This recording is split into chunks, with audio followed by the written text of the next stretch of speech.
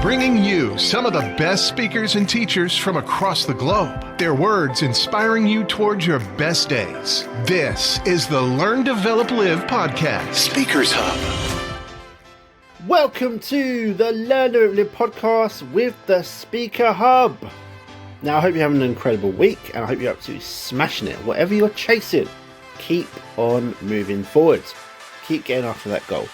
Now, we have a newcomer to the LDL journey, Robert Greene, a New York Times best-selling author of The 48 Laws of Power, along with so many others. In this clip, you'll get an insight into how you can start to master your very own dark side and take control of your life. Here is Robert. Humans are fascinated with what we repress. And so by hitting that nerve, that little thing that we don't really want to talk about, but we're secretly fascinated by, I think that's what kind of led to the success of the book. But I've always been fascinated by the dark side of human nature.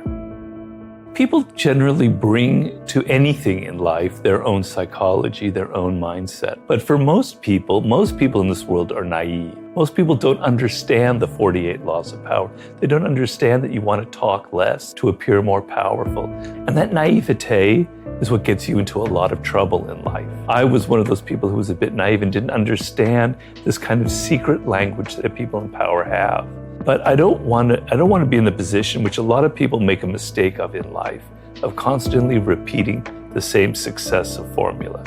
I've always followed the laws of power, which is change things up, enter action with boldness, don't be afraid to do things differently, adapt your strategy to the circumstance. So every book represents a new challenge to me, a new subject. It's never too late. It's better to start earlier on in life. I mean, I wrote a book, Mastery, that deals with that subject.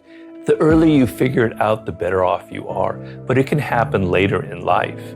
Now, I figured out at an early age that I wanted to write. I didn't know what I wanted to write, but I loved words and I loved writing. And if I didn't have that connection when I was 8 years old, all the way into high school and college, I would have been a lost soul. And I empathize with a lot of people who don't have that feeling when they're 8 or 18 or in their 20s. But I'm trying to tell people everybody has it. You're just not listening to yourself. You've lost touch with who you are, the core of your being. You're on social media too much. You're listening to what other people are telling you. You're listening to what your parents told you should be doing in life. You're listening to what your friends think is cool. You're listening to what the culture is all about, the entertainment industry, etc. You got to cut all that shit out. You got to listen to yourself. What makes you different is your strength, is your source of power. You've lost touch with it. Let's go back and try and find it. That's the whole problem here. How do you find it? Well, it's a process. What's your advice for young people? Well, don't be too hard on yourself and be patient. It's a kind of a mix that you have to go through, a bit of a dance. So on the one hand, you want to be serious about life. Life doesn't go on forever. Your youth will be over in 10, 12 years. You better believe it goes faster than you can imagine. So take it seriously. You want to realize what your life's task is. You want to develop those skills that will make it so when you're in your 30s, things will come together as they fortunately did for me. It's a common story that 31, 32 is that year where things turn around for people. But on the other hand, you don't want to be so damn serious, so damn linear in your thinking. I've got to head down this path to make this amount of money, etc. You're young.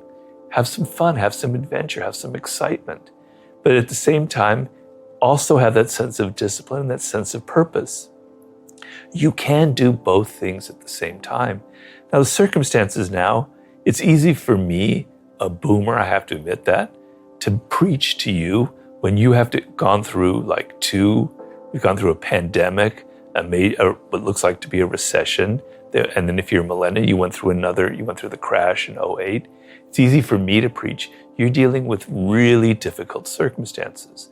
And there's what they call the Great Resignation now, is that it, right? So a lot of people are rethinking their lives. They don't want to work at crap jobs just to get by. And I applaud that 100%, right? That's great. So you want to think about working for yourself is the ultimate position in this world. And even though times are difficult, even though it may seem like just a dream, there's so much potential out there for entrepreneurial spirit, for creating your own startup, for creating your own podcast, for going your own path in life. You don't have to follow other people. It's not like it was when I was growing up. There were things that were better back then, but there are things that were a lot worse, right? You have so many more options. It's just that you're not going to reach them. You're not going to be happy in this short time that you have to be alive unless you take it seriously, unless you learn skills and develop and go through an apprenticeship in your 20s, etc. So if you can balance those two and still have some fun and adventure and excitement, just don't listen to your parents go, I got to be making $100,000 when I'm 23 and go to law school and do all this stuff. You're going to burn out. So kind of understand I guess the main thing I would say is know who you are, know what you're deep down your core, what you love, what you hate, and what you were destined to create in this world. That's like the most important process you can go through. You have to be patient. It's not going to come like a light bulb in your head. I was meant to do this. I was meant to write the 48 Laws of Power. That's not how it works. It takes time. To do anything in life takes time and hours and patience and work. I recommend starting a journal and such and writing down some of the things that I think are important to you. So I like to tell people to go back to their earliest childhood memories of things that really excited them before they got mixed up with parents and teachers and all that, other people telling them stuff, Like for me, it was words and language. I just was entranced by the sound of language itself, right? It was like music to me. I was a bit old, I have to say, for writing my first book and having this career change. I was basically in my late 30s, So I had a lot of bad experiences. I had a lot of tough things that I had gone through. So that kind of informed me, and it kind of funneled into this book. It was sort of a mix of circumstance and good luck, and I was able to draw upon everything that I had learned and all of my skills in life. So sometimes you hit upon something, it feels right, Like working in Hollywood, I was never comfortable. It didn't feel right. I'm kind of an entrepreneur at heart. I like working for myself. I don't like working for other people. I like to control what I do. Some of that's a bit negative, whatever, but writing this book, I could control everything. I was the master of my own domain. I didn't have people breathing down my neck, changing everything that I did. I was able to write about what I love, a subject that interests me. I was able to bring all my interest in history. I'm basically a failed novelist, so I'm able to now narrate stories in my own way, etc. It was like a perfect fit. And so going from that, I decided to kind of continue in that vein, But I don't want to be in the position which a lot of people make a mistake of in life, of constantly repeating the same success formula. So a lot of writers who have a successful book, they then kind of make part two. They redo the same idea and they kind of recycle things because they figure, I don't want to disappoint my audience. I have to continue, pleasing them. They were pleased with the first one. I've always followed the laws of power, which is change things up, enter action with boldness, don't be afraid to do things differently, adapt your strategy to the circumstance. So every book represents a new challenge to me, a new subject, whether it's seduction or war and strategy or mastering a field or human nature kind of thing. And so it represents a challenge, but it also represents I get to use the kind of format that I've created that fits me so perfectly. If you are somebody who's word-oriented and you end up going into a field that's about math or about numbers, you're in for a lot of pain in life, right? So you've got to figure that kind of what I call primal connection to some kind of field. You have to look at the things that you love and the things that you hate, right? So early on, entering the work world, I figured out that I don't like working for other people.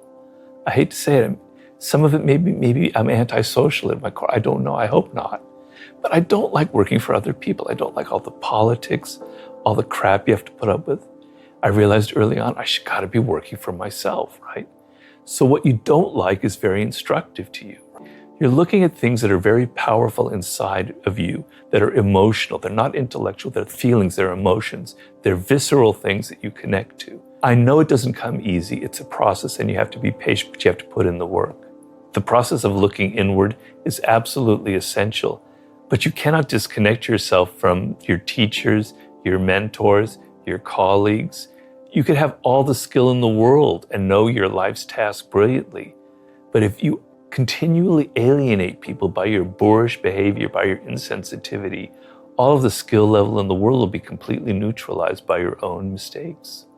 You know, I was frustrated, I was depressed, because I knew deep down that I could do something. I was different from other people, I had different experiences, you know, and I knew that there was something I needed to express. There was a purpose to how my life had unfolded, but I couldn't find it. I had tried everything. I had tried every form of writing, every possible endeavor you can imagine. It just didn't click. So I was very deeply frustrated. And the frustration, I tell people, is a good thing. Negative emotions are trying to teach you something. They're trying to teach you the opposite. Something else is going on. Frustration, if I was simply, what would be worse than frustration would be despair, giving up, no hope. But frustration is a sign that you haven't given up. You know you can do something, but you haven't figured it out. So when you have those kind of feelings, look at them, and there's something positive in that. The most elemental law of human nature is that we deny that we have it. It's always the other people. I'm not a narcissist. I'm not aggressive. Oh, I don't have a dark side. No, I'm not irrational. No, none of those things, right? So we want to deny it. But it's so insanely irrational. We all come from the same origins. We can trace it back. They've done it genetically to like one woman, the source of Homo sapiens, like hundreds of thousands of years ago. We're all cut from the same cloth. No matter our culture, no matter our gender, no matter our period in history, we all have the same genetic components. We all went through the same evolutionary process, the same brains wired in the same way. So if some people are deep, what I call deep narcissists, no doubt, and they're toxic and they're difficult. But if some people have that, how is it that other people don't have any of it? That's not possible. There must be something within all of us that would make us all prone to becoming deep narcissists. But some people, it makes them fall into that deepness. Others were able to save ourselves, right? But if aggression is something that's built into human nature, and I try and go through it, the whole history of it, right? So you're wanting to exclude yourself. So, I mean, people have posted comments on YouTube about my ranting about narcissism. They go, well, Robert, you're a snake oil salesman. That's absolutely ridiculous. I'm not a narcissist. You know, 0.05% of people are known to be narcissists. I can bet you that the person saying that is a narcissist, right? Because the fact that you want to deny that you have this quality is a sure sign that you have it, that you're in denial. You're trying to shine a great light on yourself. Look, I'm superior. I'm the one person in the world on this planet that doesn't have it. Man, you're a narcissist, right? That is a sure sign of it. So stop denying it. Laws of Human Nature should be a painful book to read. It was a painful book to write because it throws a mirror on yourself. It makes you come to terms with some of your own nooks and crannies that you don't want to look into, right? You don't want to come to terms with the fact that you feel envy. But envy is the most common human emotion of them all. There's a deep history of it. I go into it in the book. Our hunter-gatherer ancestors, chimpanzees are prone to feeling envy. You feel it 50 times during the day, particularly on social media. You're just denying it. If you deny all of these qualities, how can you ever change yourself? You think that you're a Gandhi, but how can you be a Gandhi if you won't look at yourself and change yourself, right? The only way you can become good or kind of overcome some of these qualities is by looking at it, seeing the reality, and then confronting it, and then trying to change it.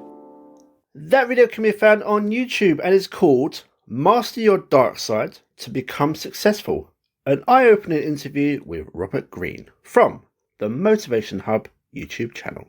Now that is everything from me today. If you can, depending on where you listen to this, if you can leave a review and a rating, you can drop in your favourite motivational quote or what you get from the podcast itself, that'd be great.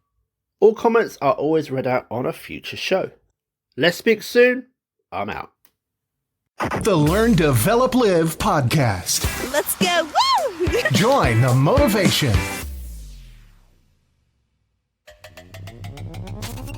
Thanks for listening. You can find more motivation and inspiration at learndeveloplive.com. And we'll be back to inspire you again tomorrow.